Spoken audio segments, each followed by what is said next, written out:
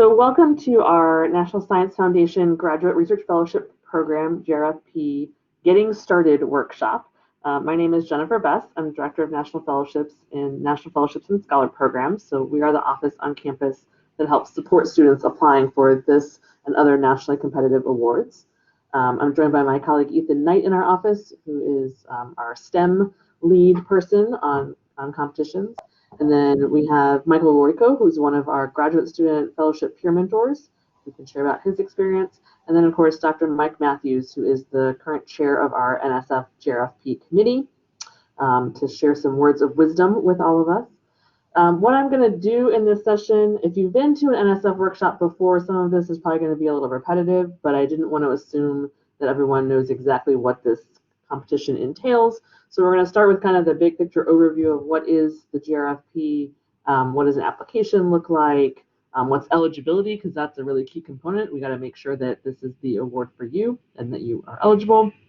And then we'll spend some time at the end talking about sort of the questions and processes you might want to start thinking about and working on over the summer so that you are well prepared to finalize your application in the early fall. So along the way, please feel free to raise your hand, ask a question, turn on your camera and ask a question, put a question in the chat. We are happy to be stopped at any point for clarification. I also like to take a break from talking, so please feel free to ask questions. We'll go ahead and dive on in. So the NSF, National Science Foundation Graduate Research Fellowship Program, has a couple of websites that you want to know about. So the nsfgrfp.org is what I call the friendly website. It's geared towards applicants. It has a lot of information about the whole application process, tips, recommendations, links, all sorts of good things. But ultimately, what you need to become really familiar with is the official solicitation from the NSF. So the link that's on this slide is the current solicitation, but this solicitation is not the one that will govern the upcoming competition. They have not yet released that solicitation. So we have to wait until that comes out in probably late July, early August, before we'll see the actual stipulations of this year's application cycle. I want to reassure you that I don't think there's going to be any radical changes, so you can feel free to look at the solicitation that is available right now and feel pretty confident, but know that you must check that solicitation once it's published to make sure you know the accurate information as to this competition. So one of the big things we don't know right now are the official deadlines for the upcoming cycle, but they usually are mid to late August, and we'll talk about that some more. The National Science Foundation was created in 1950 to promote the progress of science, to advance national health, prosperity, and welfare, and to secure the national defense. And it's a huge source of funding, over 20% of federally supported basic research. And the JRFP is their oldest program. So they are very proud of this. It supports a lot of early graduate level STEM and social science researchers, and has done so since 1952. So it has a very long and reputable history. It's a very well-known and recognizable grant. So we want you to join this fellowship of JRFPs.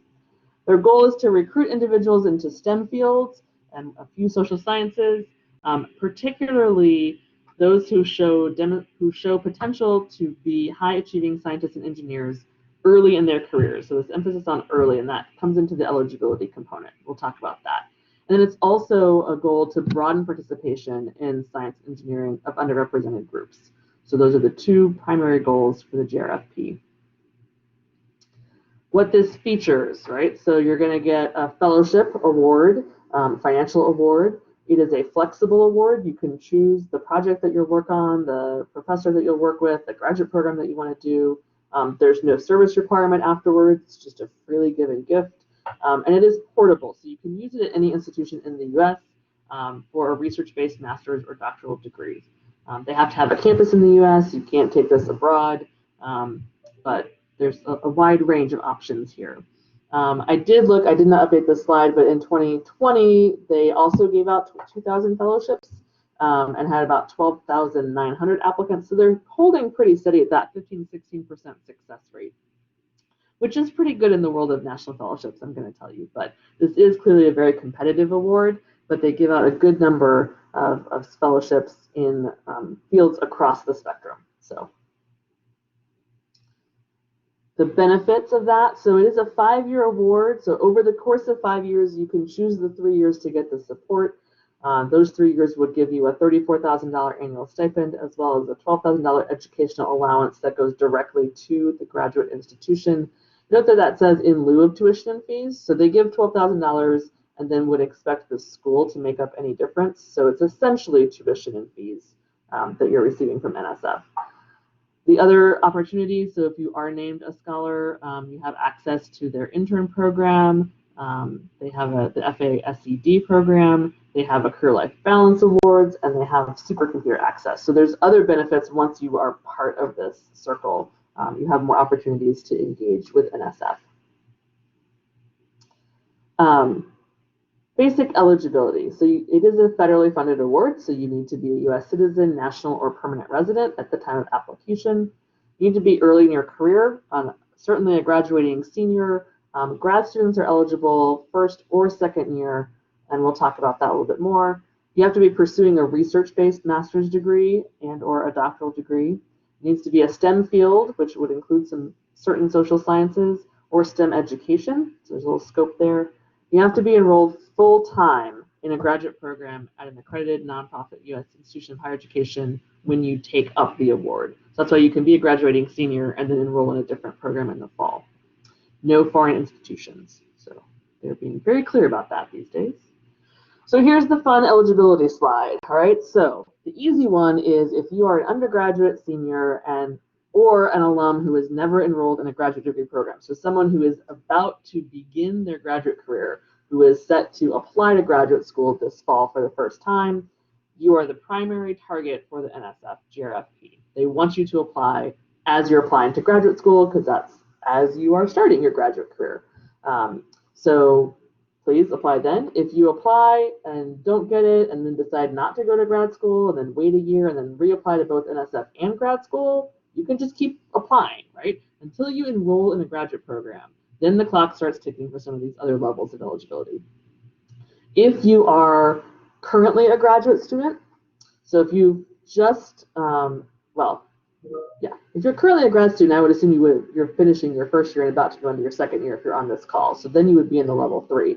As a graduate student, you can apply either during your first fall of graduate study or your second fall of graduate study. So you can't have completed more than 1 year of full-time graduate enrollment in order to be eligible. And you can only apply once, one time in graduate school. So either in your first year or your second year. Level 4 is a little bit trickier in terms of if you have earned a graduate degree, but there's been a gap in time and now you're coming back. So there's some other qualifications that go around that. So at levels 2, 3, and 4, you can only apply once. This gets complicated. If you have questions, I'm happy to talk with you individually and we can figure out if you're eligible. But this is step number 1 with NSF. Make sure that you fit the eligibility requirements, particularly in terms of academic level. Any quick questions about that?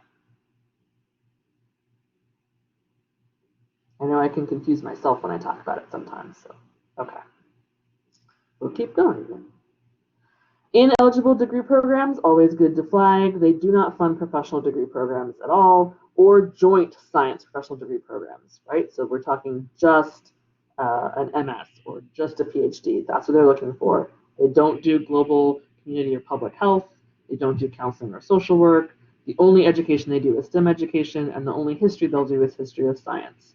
So keep that in mind. It's both a narrow and still broad range of degrees, but just know, I think particularly where this stumps people sometimes is in the public health realm. So NSF sees health-related things as being under the purview usually more of the NIH than NSF. It doesn't mean that we don't have students who are successful who are interested in things that might have like health or medical applications, but the focus is on the science and the research that you're doing to advance the scientific knowledge. The eligible fields of study are pretty broad, and then each field has numerous subfields. So hopefully everyone on this call can find themselves in one of these bullet points. It's important to look at fields of study, again, making sure you're eligible, but also because field of study has some implications as to who reads and reviews your application. So it lets you it lets you both determine your audience, but also makes you aware of your audience, let's say. So within those major fields, there's going to be subfields that you can select in your application. The ineligible fields of study, again, you want to make sure. So again, directly health-related goals, not so good. Clinical research, not something that they're interested in funding. Same with applied research on plant pathology, which I find very specific, or impacts on food safety. So make sure, and again, this goes back to the solicitation. When that is published over the summer, all of this information is going to be there. So I don't anticipate changes, but you want to go through it with a fine-tooth comb and make sure that you are fitting into eligible fields of study. So this slide, right, what does it mean to choose a field of study? You can choose other disciplinary, but you still have to choose primary fields and secondary fields, and so it's still being dictated by your primary field chosen. Again, your audience is going to be faculty from the US in these areas, so they'll have a strong knowledge in that general field of study, but maybe not in your absolute specific field. So you're speaking to a very well-educated audience who knows a lot about your general field, but may or may not know this specific facet of your research. And then the other piece that's important to note is that your field of study has to match, your field of study for graduate school has to match the discipline of your chosen field of study on your NSF award, right? So this is particularly important when you are applying as a graduating senior or an alum who's about to start graduate school, because you are applying for NSF before you know where you're going to go to grad school, right? They're simultaneous applications. And so you want to make sure that you pick a field of study for review for your NSF application that will still encompass and allow you to pursue whichever of the graduate degrees you're applying for to enter graduate school in the coming academic year. So you can't switch around, right? You can switch around the actual degree and like the school you're going to, but as an example, if you've applied in chemistry, you can't then enroll in a chemical engineering program, right? You were given the award for your research and your research and career path in chemistry. So that's another thing that we're happy to talk about with you individually to help you determine what might be the best selection. Dr. Matthews, I'm going to pause a second and see if you have anything to share about that, since you have been a reviewer at the national level. Just a quick statement on field of study. We'll just use the chemistry, chemical engineering. We have ChemE students who've done research, undergraduate research in chemistry and vice versa. So if you put chemistry, you need to be seeking your PhD degree in a chemistry department. But remember, you can always get outside members of your committee. You can talk with your school about the representation you'd like to have, the training you'd like to have, the course of study. So you could be a PhD in chemistry and take chemical engineering courses or vice versa. In fact, I think most really advanced programs with high-end students like you're going to be would welcome a very interdisciplinary project, very interdisciplinary program. So don't let that put you off. There's more than one way to get broad exposure in your field. Very helpful point. Thank you. All right, we're zooming along. Deadlines, as I said, we still don't know them, but usually they are the last full week of October, and they're grouped by your field of study. And they're always due at 5 p.m. local time based on your place of application. These are the groupings that they've had in the past years. I can't imagine they're changing these. So life sciences and geosciences due at the same time. Computer information science engineering, and materials research due at the same time. Psychology, social science, STEM education and learning at the same time. And then chemistry, math, physics, and astronomy. They do this to kind of space it out so their system doesn't get totally overloaded as everyone submits their applications. So typically each one is assigned a day. Sometimes it's like a Thursday, Friday, Monday, Tuesday. Most often it's a Monday, Tuesday, Thursday, Friday kind of schedule. So we'll see what that happens. That's the deadline for your application materials to be submitted. Then reference letters have a single deadline after all the field deadlines have passed. So say the last deadline for October for chemistry and math and physics and astronomy is October 27th. Reference letters will be due October 30th for everybody. So there's usually a day or two grace period in there. But they do not make any exceptions. They have no extensions, and they don't take anything by mail. You have to go through their online application system. So start now and set yourself your own personal deadline 2 weeks in advance of whatever this is. Yes. And just do it that way. Work backwards, and you don't want to catch yourself at the beginning of October going, oh, I really meant to apply for NSF. Guess I should get that together. I appreciate that all of you are here already thinking about this, so let's make sure that we help you along the way to meet that deadline very easily.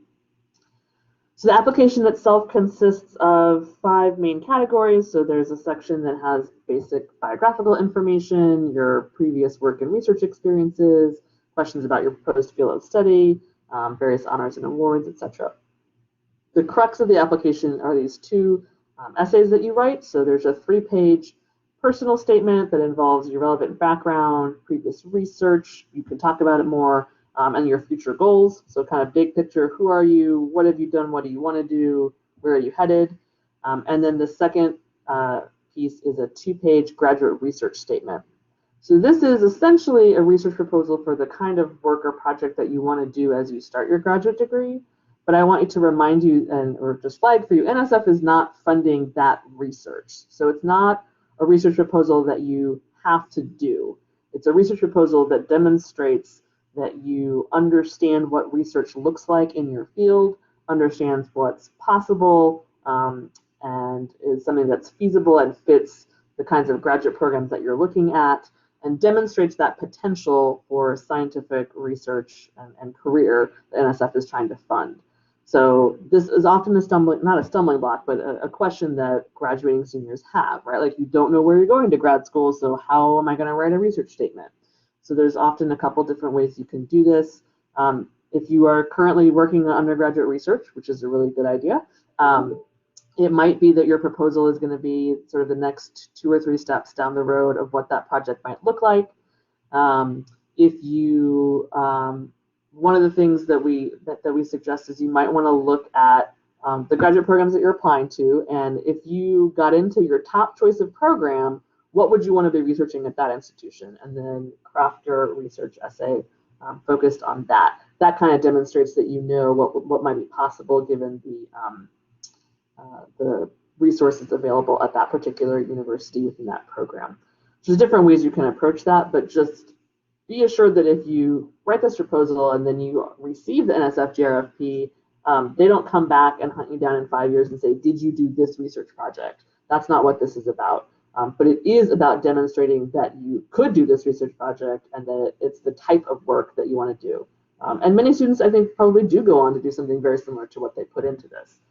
But I do want to reassure you that if you're kind of like, I don't know what I'm going to do at this school, I don't know that I'm going to yet, that's a pretty common situation.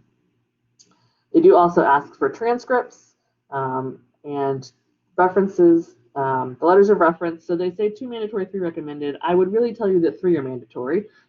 They give you space in the system to register up to 5 letters, but they only ever read 3. They give you that chance. So if you want to register 4 letters, in case letter number 2 doesn't make it in by the deadline, but 3 and 4 did, they'll shift up and they'll read letters 1, 3, and 4.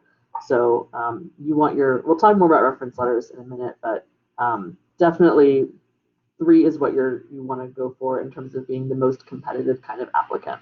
But you have to have 2 or they won't look at your application. So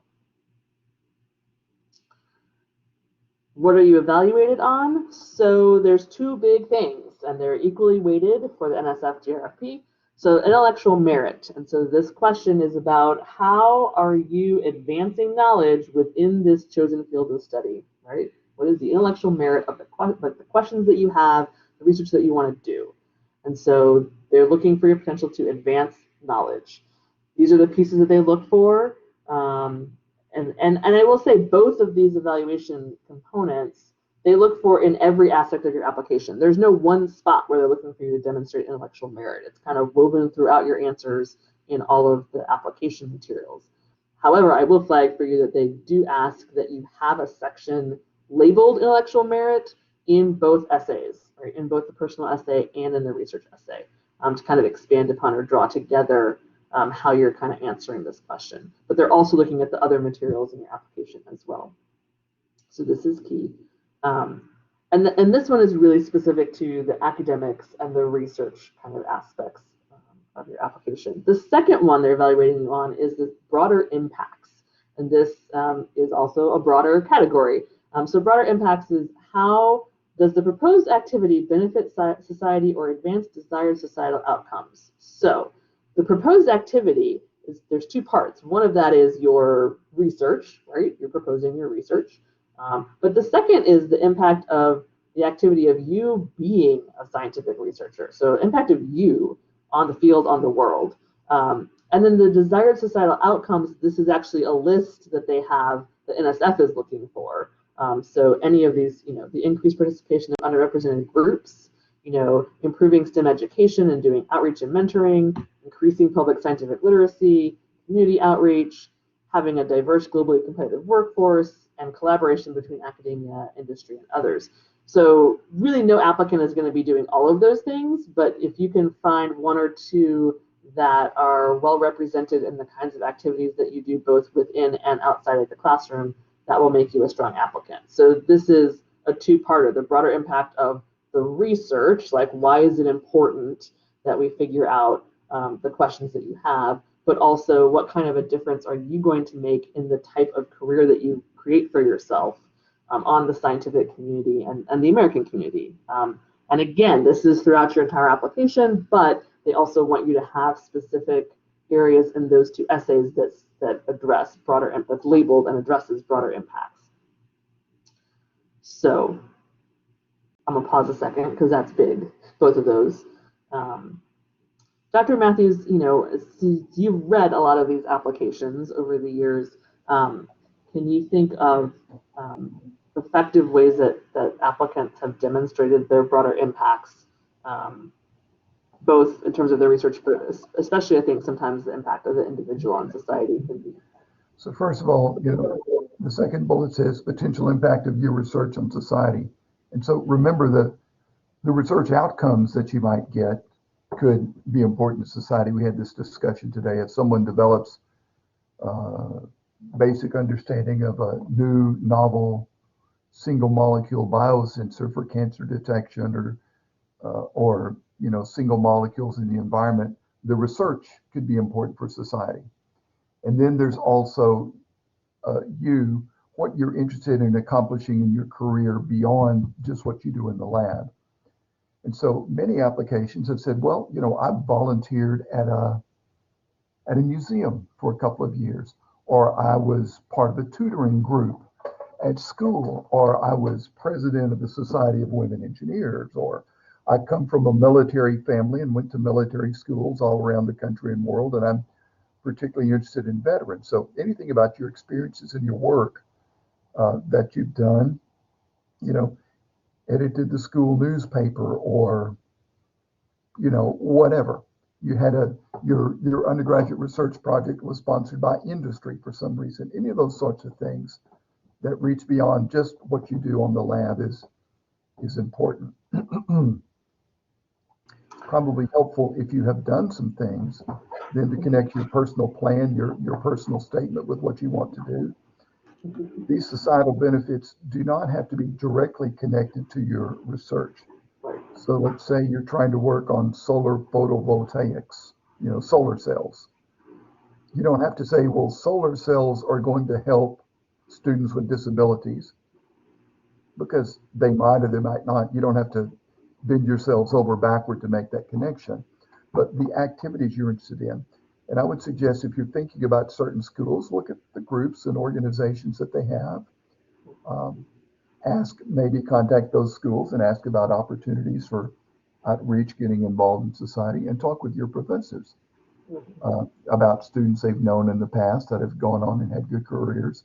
A good letter to get is from someone who's previously advised NSF Graduate Research Fellowship winner, and ask how that goes, or look at some faculty that you admire with things that they're doing and think about that and get some ideas. Excellent. One of the things that you will get access to as a result of coming to this and expressing interest in applying this year, we do have an NSF folder on our Blackboard organization. And within that folder, we have previous applications from successful U of SC applicants for NSF. So you can see some examples of how students on this campus have answered this question and then have gone on to receive the award. So I think I don't recommend like starting with that, but it's a useful thing if you have done some brainstorming, but then you're kind of trying to figure out how to weave it all together, or you're getting stumped as to the kind of thing that NSF might even care about. We can have those conversations, but also that's a resource that you'll have access to. So, all right, so moving on with these pieces. So reference letters, again, 3. Just don't even think about 2. Think about 3.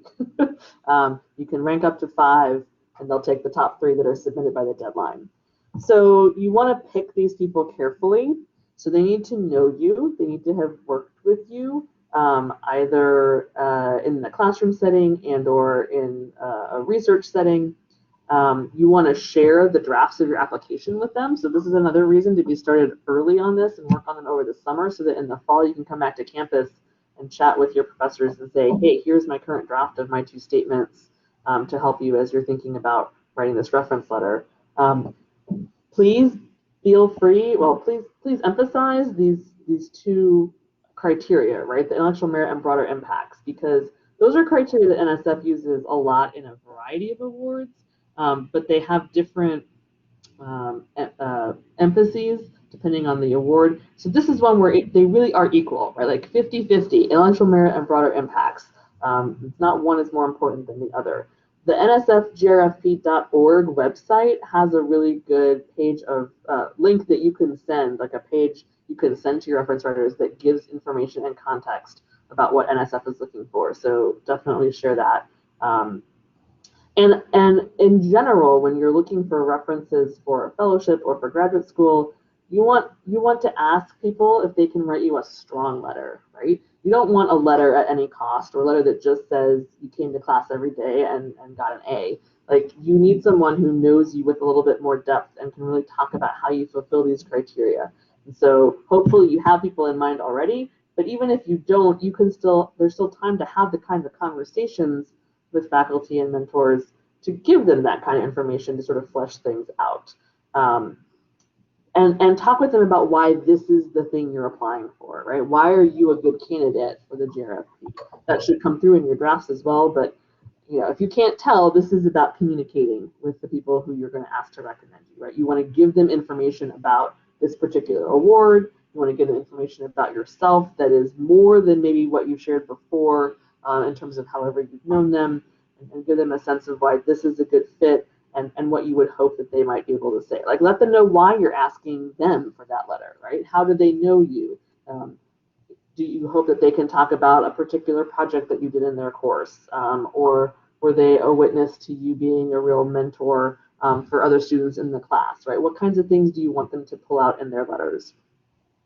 And then you can track them in the system. Once you've registered them, you can see if they've submitted the letter or not. And so that's something towards the very end you're going to want to be mindful of. You may have to nudge some folks, but that's okay. Most likely, these are going to be people who are also writing you the letters for your graduate school applications. So you don't need to don't worry about duplicating that. That's fine. But really, definitely go for 3. Don't go for 2. Transcripts. You have to go transcripts from all the institutions that you list. And first-year grad students, you want to have a class schedule that shows enrollment verification. They will take official or unofficial transcripts. I will just tell you that official transcripts from USC are much easier to read than the unofficial transcripts. And so we are happy to help you navigate the transcript ordering process through the registrar. So just let us know if you have questions. But in general, we suggest that you order an electronic transcript sent to yourself that you can then upload to this and other applications along the way. Don't order it until the fall because you'll want your spring grades to show, and if you have any summer classes, you'll want those on there too. So that's it for transcripts. Quick thing on formatting. This is what they were last year, but every now and then they tweak these. So again, solicitation, always go to it and follow the formatting instructions. There is nothing worse than being disqualified from a fellowship because you didn't have the right page size or the wrong font number or something like that. So just make sure that you double check that. Here's their little application timeline. They didn't have the application open, so I added it. In late July, early August, the application will open. And then in late October is when it'll be due. Reference letters are then due. Then you should be applying to grad schools. The fellowship offers are made in March or April. I believe March 31st is when they were announced this year. They're published on Fastlane. You can go see how many awards were given this year. It was over 2,000. You can actually go through and search by field of study. You can search by institution. You can see all the information about those who received the awards and those who were named honorable mention. So those come out in March or April. You have to then accept by May 1st and let them know where you're going to be going, and then the year would begin in that fall of the academic year. So that's the basic cycle. So there's not much to do right now other than think and plan, because you really kind of want to wait till the application opens, but those prompts for the essays are really very unlikely to change, and I think you should feel confident in going ahead and starting to brainstorm and draft those. So that brings me to the what do you do next? Come talk with us. So we are here. We are happy to chat with you. We have both advisors in our office. Dr. Matthews is the chair of the NSF committee, but we have a team of like 8 to 12 faculty, all of who, across disciplines, all of whom are really happy to talk with students and to help you navigate this process and to give you feedback. So don't be afraid to talk with any of us. We will have that, we'll have the general timeline and the list of faculty you can reach out to on that Blackboard site for your convenience. Make sure you get familiar with the nsfjrfp.org website. If you've not done what we call our intent to apply form, I'll send that out as a follow-up to this. That just lets us flag you as someone who is planning to apply so that we can keep in touch with you over the summer and help you, mark some of these deadlines and make sure that you are getting started on these tasks. And it's also another way that we give you access to Blackboard, where we have those previous winning applications. I strongly suggest you start working on your application this summer and don't wait until the fall semester begins. Fall semester, especially of senior year, for those of you who are going to be graduating seniors, is going to be really full and going to go really fast. And so make your life a little bit easier by starting now and working steadily throughout the summer so that you have a really good base and are really just working on kind of refining and finalizing things when the semester begins. We are happy to look at drafts of your application materials. We strongly recommend that your research proposals you have read and commented on by your faculty and research mentors. We're not the greatest in our office at the really hard science review. Like I can tell you if your English is good in that essay, but I can't tell you if you've laid out a well thought through research project necessarily. But that 3-page personal statement, we are happy to give you feedback on and help you tweak that and play around with it. So please, we're here all summer. We'd like to work on stuff with students over the summer and not just do planning. So don't be afraid to make appointments. We have fellowship peer mentors. So I know I said Michael was on this call. We have a couple others in the grad school for NSF. You can chat with them. You can arrange a meeting with them in person or virtually. We'll pay for coffee. You can talk with them about their experience applying for NSF. So I see I already said talk with our faculty NSF advisors, and then obviously submit your application by the national deadline. I'm going to pause a minute, and since this is the first time I've mostly mentioned you, Michael, do you have any thoughts or suggestions as someone on the other side of this, particularly about getting started early? Yeah, getting started early is definitely a good decision. The nice thing about this fellowship is it's sort of usually the first fellowship people apply to. So even if you don't win it, you have a really good starting foundation for all your subsequent applications after that. And as far as what the research you can tailor it to, from what I've seen, NSF really likes the fundamental research as opposed to the more applied stuff. But that doesn't mean you can't get funded with the more applied research. But yes, start early. Talk to peer mentors like myself, talk to faculty, have a bunch of people look over this, so that way you're technical enough that you know that you can communicate your ideas, but not so technical that unless they know exactly what you're talking about, they're completely lost. Awesome, thank you. And that reminded me, Michael, actually, when you apply, regardless of the outcome of that application, you will get the notes from the reviewers who looked at your file. So if you do not win as a graduating senior, you will still get feedback and information in terms of how your application was reviewed. And so when you then decide to apply as a grad student in either your first or second year, you can kind of see maybe what the areas are that you might want to work on improving to give yourself a shot the second time around. So that's one benefit of, like, apply as often as you can, which really is only twice if you don't get it. So, all right. So the next few slides we have are sort of questions that you might want to be thinking about as you start the application, statements about, or ideas about both statements, and some general advice from NSF. So these are the kind of big picture questions that they suggest you ask yourself, which makes a lot of sense to me, right? Because this is, it's a fellowship that is investing in you as an individual, right? So what, think about your life story, right? Like, what is your life story, and what might be interesting to someone? What might show that you are someone who has this potential for being a really good researcher and having this illustrious career? What kinds of things will set you apart from other applicants? This is something I think a lot of people struggle with, right? Because when you are considering your own life story, most of the time, most of the things that you have done seem pretty ordinary to you, right? Because they are your experience. And so it can be hard to recognize this is unusual, or most people haven't done this or been through this. So that's another reason why all of us are here to be sounding boards. So we can kind of tell you, like, ooh, actually, that's a really interesting thing. Could you tell me more about that? Or what did you learn? This is really unusual and something that you should highlight. So think through these things, but don't do it in a vacuum, right? Like, make sure that you are brainstorming and talking with other people about it as well. Talking about thinking through how and why you're interested in the field that you are focused on, right? Not only what interests you about the field, but how are you well suited to that field, right? I mean, the research life of a paleontologist is a little bit different than a research chemist, right? So what kind of lifestyle does your field imply, and how do you show that you are fit for that? What kinds of things have you done to learn about that field that have let you know that this is the direction that you want to go, right? I mean, committing to a graduate degree is not insignificant. So, what are the steps that you've gone through to really determine that this is the right fit for you, and how can you put that into this application? How have you capitalized on the opportunities available to you, right? Everyone has different types of opportunities. So what have you been able to take advantage of? And what have you learned from that? And what reasons can you give for reviewers to be interested in you? So Dr. Matthews, I don't know how many, I'll ask this, how many NSF applications do you read a year in your field? Oh, at a time, Yeah. in a given cycle, Yeah. probably 20, something like that. It's more than 5 and less than 50. There's probably about 20. Okay.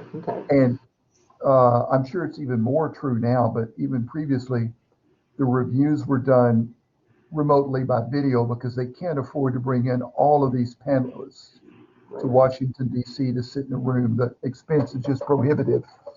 And with the number of applications, the review is pretty quick. And so we'll know an up or down probably pretty soon. Can I comment here? Absolutely. I remember in my first session, a student had made an application and had a certain university in mind and a certain field of work. And one of the reviewers said, I know that department and that kind of work is very highly mathematical. And I noticed on the students' transcripts that their lowest grades are in math. And I'm just really not sure that student would be a good fit for the kind of work that they propose. So that's intellectual merit. He didn't really think that person was going to be able to excel in a department known for a lot of highly mathematical modeling and computer work where their math grades weren't so strong. So that's one of the things. The other thing I would say about this is when I read applications that are kind of weak, and students have done research or even volunteer work, they talk about how busy they were and they talk about how all their activities, and so we know that they're a hard worker. But what we sometimes don't get is what is the impact of what you did. So you helped so many students, you've gotten some good feedback, you started something, your paper was published. It's not enough just to say, oh, we published a paper. What's good to say is in this paper, we discovered some knowledge, we developed a capability, the research had some impact. And then within that, you know, if you were an undergraduate part of a team, we know that you didn't do everything and no one expects you to have done everything. But you can say my contribution to the team was to do A, B, and C. I also sometimes see students talk about their skills. I've learned this programming language. I've learned how to use this instrument. And I think it's good to articulate skills that you picked up along the way that helps make you unique. But picking up skills is not the same as doing research and understanding why your research questions are important. So what's the impact of what you did? So, you know, you can articulate your activities, what you gained from them by way of skills, but most important, what was the impact of what you did, the meaning to the field or to the meaning of the people that you worked with. Yeah. Yeah, that's really helpful in clarifying. I mean, particularly from the reader's aspect, but it's definitely, you don't want these essays to just be like a list of things that you have done, right? Yeah, talking about the impact and what you've learned and why this matters is a much more engaging way to write, and it's going to get you a lot farther in this and any other process than just sort of, you know, saying I did this and then I did this and I did this and it was great. So you want to so this, you know, you want the reviewers to be interested in you. You want them to you know, to get a sense of you as a person and to say, okay, I want to know more and continue to read in this application. So, okay, so these are, again, directly from NSF. So this is their advice for the personal statement, right? Is to really tell your story, right? It is kind of a narrative. It's a little difficult when they want you to have the sections labeled intellectual merit and broader impacts, but we can make it work. So talking about experiences that have contributed to your motivation, previous research or professional experiences, right? Here are all the basic, you know, who, what, why, when. Right? Sorry? Does someone have a question? No? Okay. Talking about the different experiences that you had, and then the career aspirations and future goals. So how, you know, how have you sort of moved through this experience, you know, over the last few years? You know, how have you come to these goals based upon the things that you have been doing? And then you have to clearly address those review criteria, intellectual merit and broader impacts. The story part, I think, is both tricky and important, right? Because you want to make it engaging and help someone understand, again, it's who are you? Why are you someone that they should invest in and support? You know, what is the story that you're trying to tell? It's really easy for us to sit here and say this, and this is a hard thing to write, so don't fear, right? Like, we're here to help you, and no one writes an NSF application on the first, like, essay on the first round, right? Like, this is a process, that a refining process to get you to that last version. The next one is the research statement. So communicate the idea and the approach. What is the plan? What kind of methods? What's your hypothesis? What do you expect to learn? How will you know if it's successful? And then what would you do next, right? So it's the whole movement from the beginning to the project to the future. Avoid jargon, right? Again, remember, you're speaking to a very highly educated group of readers who may not be in your exact field. So that jargon is not super helpful. You need to talk to the non-specialist in your field. And that piece, make your contributions clear, right? Like, we know that as an undergraduate, you haven't been doing everything on those projects. Although if you have, that would be good to highlight. But in most cases, you know, talk about and own the experiences and the contributions that you did make, but clarify what those were in terms of the scope of the whole project. And again, you want the two sections, intellectual merit and broader impacts, in that essay. I will say, you know, the examples that we have on file are really useful because there is a wide variety of how students have organized these essays, how they've done those two sections on intellectual merit and broader impacts. So there's a certain level of forming and format that NSF imposes on you, but there's still a lot of room for you to really figure out how you want to craft this in a way that is your story. So there's that. Then we've got quick general advice from NSF. So again, we're emphasizing to start early, reading the current solicitation once it's published. They do have a good page of tips and FAQs at the JRFP website, so I would encourage you to start poking around on there and just get really familiar with what's available. Definitely address the merit review criteria specifically in both essays. This point, describing your honors experiences and stuff clearly for the reviewers, right? They don't know what various organizations are on our campus. So you can't just say, I was part of the Punkin Chunkin event in the engineering school. Like, you're gonna have to explain what that is. So we're happy to help you with that, because sometimes it's clear what the description should be and sometimes it's a little fuzzy. So happy to help you work on that piece. You want your statements to be interesting and clear. You want people to be able to read them and not get lost in detail and understand. We often have students use a little bit of bolding in their essays to kind of highlight some of the really key pieces. I think that that can be helpful for readers, but you do not want to overbold at all, because then it becomes meaningless. So we're happy to help you figure out, like, what are the things that are worth super highlighting to make sure that they stand out, while still crafting an essay that someone does want to read every single word of, right?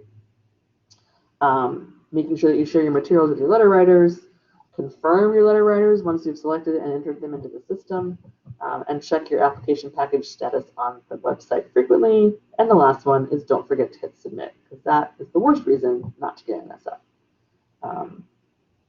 That is all I have. The next couple slides are some resources from NSF, the GRFP website, the NSF website. This is where you apply, all the questions and the phone numbers, information you can have. And then this is our website. So on this page under applicant toolbox, you can find our intent to apply form and also make an appointment with us. We're doing virtual and in-person meetings, so whichever you prefer, we're here and happy to help. And that's all I have. So Dr. Matthews and Michael, happy to open the floor to both of you if there's anything else you want to chime in with, and then also happy to take questions from anybody. I wanted to say something a couple of slides back, Jen, if you don't mind. Sure. Where do you want me to be? One more. Okay. Right there. Okay. First of all, what Jen said, you've heard this, there's no such thing as a good writer, there's only a good rewriter, which is why you need to start early in it. People read it and revise it, and that's just the normal process of writing. So get used to it, enjoy it. It's kind of a challenge to take 5 pages, say all the things you want them to do, but you'll be surprised about how many important things you can say concisely and directly in only 5 pages with your personal statement. The other thing is this first bullet. It says communicate your research idea.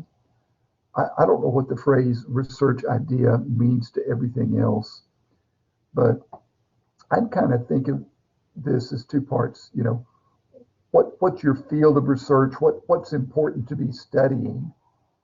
You know, and then generally with NSF, if you're going to create knowledge, you have a research question or a research hypothesis, or maybe a couple of questions. It's really important to discover this and to measure that, or to do something, and then that's the research idea. I want to go and produce some new knowledge. And then what's your approach? What are the questions, and therefore what are the activities? What are the data? What's the information you need to gather to help you answer the question? So to me, the phrase research idea is a little vague, so I just wanted to mention that. That's a good point. That is vague.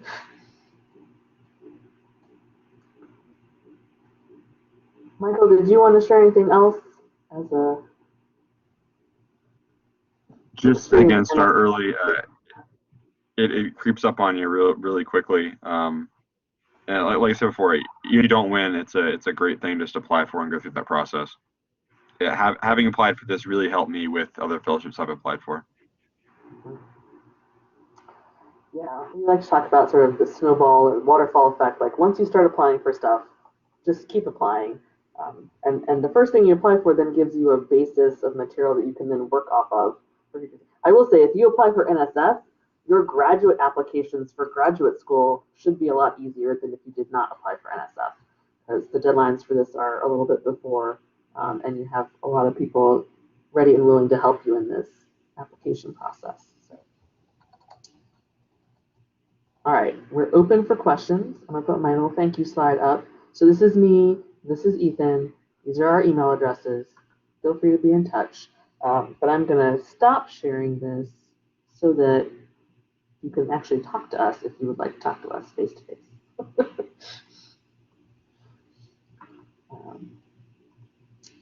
So what have we not covered that would be useful for any of y'all who are planning to apply in this coming cycle?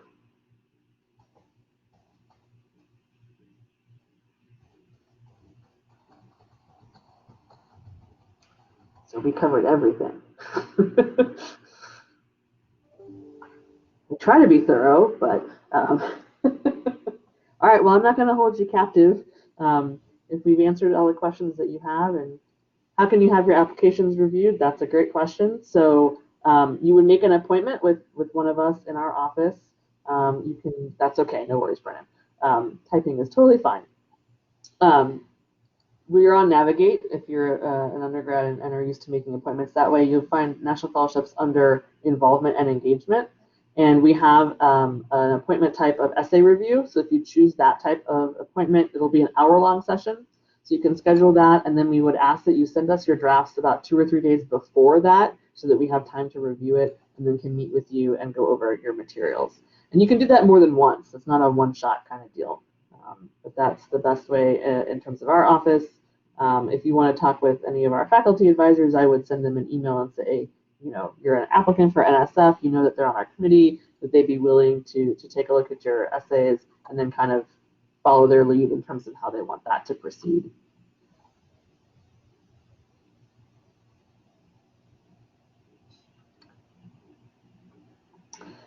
Are there any writing workshops for GRFP specifically? That is a really good question. Not currently, but that doesn't mean that we couldn't add one in the fall.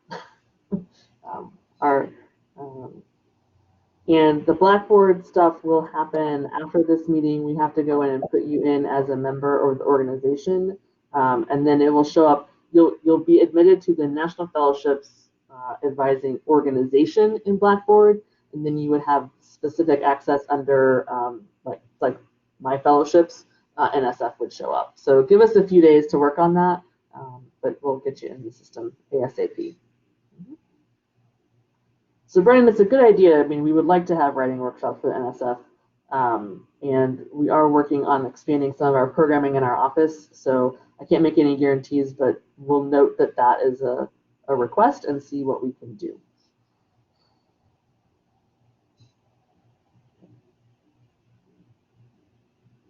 Because I think there is a lot of benefit also to you all working together on this, right? And brainstorming and seeing what other people are doing and helping each other out as part of the process. So we would like to do that more.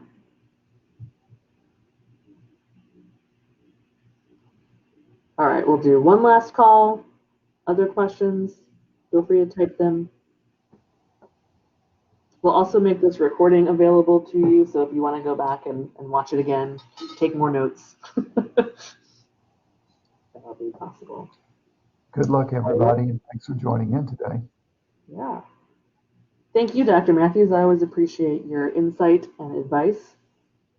And Michael, thank you for joining us as well. Yeah, Mike, thanks. Yeah. All right. Everybody, sorry. Well, everybody go out and enjoy this beautiful day, take advantage of the weather, and dream about winning the NSF. Okay. So long again, everybody. All right. Thank you all.